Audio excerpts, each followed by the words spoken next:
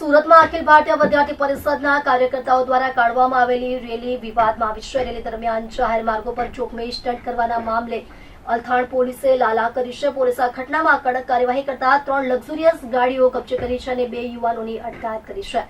જોકે કાયદેસરની કાર્યવાહી બાદ તેમને જામીન પર મુક્ત કરવામાં આવ્યા છે। સ્ટન્ટ કરનાર યુવાનોના લાયસન્સ રદ કરવા સુધીની કાર્યવાહી કરવામાં આવશે। અખિલ ભારતીય વિદ્યાર્થી પરિષદની ડીઆરબી કોલેજ ખાતે દક્ષિણ ગુજરાત એકમની કારોબારી બેઠક મળી હતી।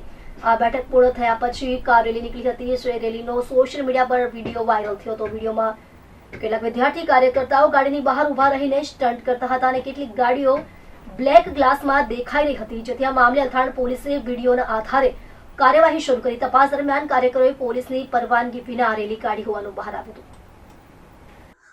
ગત તારીખ 19 ડિસેમ્બર 2025ના રોજ અલથાણ વિસ્તારમાં આવેલ ડીઆરબી કોલેજ ખાતે એબીવીપી જે સંગઠન છે એમની કાર્યકારિણીની બેઠક હતી। એ દરમિયાન જેમની વરણી થયેલ જે ઉમેદવારો હતા એ લોકો એમના આ પ્રક્રિયા પૂર્ણ થયા બાદ જે છે ગાડી સાથે એમણે એક સરઘસ કાઢેલું। એ સરઘસની અંદર એક વિડીયો વાયરલ થયેલો।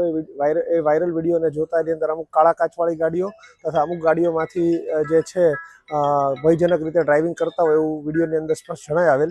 જેથી આજરોજ જે છે જે ગાડીઓ સરઘસમાંથી એ પૈકીની 2 ગાડીઓને પોલીસે જે છે જમા લઈને એમના વિરુદ્ધ કાયદેસર કાર્યવાહી કરેલ છે। કેટલું જોખમી રીતે એ લોકો આ રીતે જે રીતે વિડીયોની અંદર જોઈ શકાય છે કે ચાલક ગાડી ચલાવતા હતા એ દરમિયાન જે ફ્રન્ટ સાઈડની જે વિન્ડો છે એની અંદરથી પણ જે અમુક દેખાતા ઈસમો જે છે બહાર નીકળેલા હોય। ચાલકે આ દરમિયાન ગાડી ચલાવવી જોઈતી નહોતી, પરંતુ છતાં પણ ગાડી ચલાવતા રહે છે, એટલે એમના વિરુદ્ધ ભયજનક ડ્રાઇવિંગનો ગુનો દાખલ કરેલ છે। મારું નામ લક્ષ્મણનાથ યોગીરાજ, સુરત મહાનગર મંત્રીની જવાબદારી અખિલ ભારતીય વિદ્યાર્થી પરિષદ। શું ઘટના બની આજે અને કેમને શું કાર્યવાહી?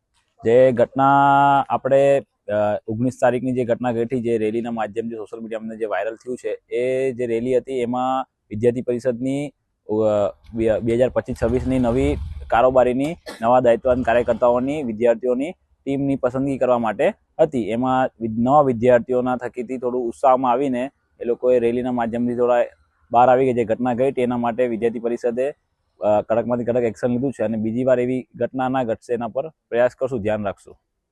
શું કાર્યવાહી થઈ છે પોલીસ તરફથી પણ જે નિયમોના અનુસાર જે થવાનું હશે તે બધું કાર્યવાહી પોલીસે પણ એમને હાથ ધરી છે અને અમને પણ એમને સહયોગ આપ્યો છે।